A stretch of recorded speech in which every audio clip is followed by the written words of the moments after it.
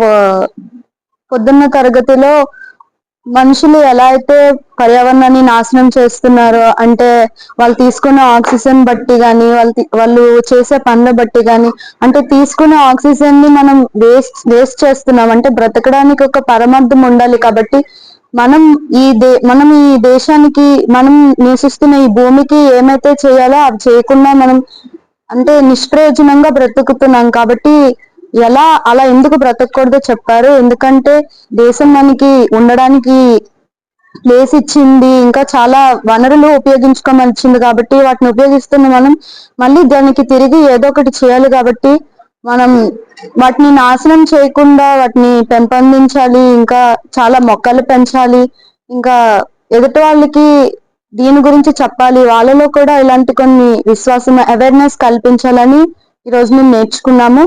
పైగా మనం బయట తింటున్న ఆహారం వల్ల కానీ, మనం పాడు చేసి ఆహారం తినడం వల్ల మన శరీరంలో వచ్చే మార్పుల వల్ల కానీ చాలా అనారోగ్యాలకు గురవుతున్నాం. కాబట్టి ప్రకృతి మనకి ఎలాంటి పూర్వం నుంచి ఎలాంటి ఆరోగ్య స్థితిని కల్పించిందో అలాంటి ఆరోగ్యాన్ని మనం కాపాడుకోవాలి. మనం కొత్తగా ఏదో కనిపెట్టి దానివల్ల మళ్ళీ మనమే ప్రమాదంలో పడే స్థితిలో కాకుండా దేవుడు కలిగించిన దాంట్లో ప్రకృతి మనకి ఏమి ఇస్తుందో అందులోనే మనం ఆ ఎప్పుడు ఉండాలని, ఎప్పుడు అందులోనే సర్ది పెట్టుకోవాలని ఈ రోజు మేము నేర్చుకున్నాం.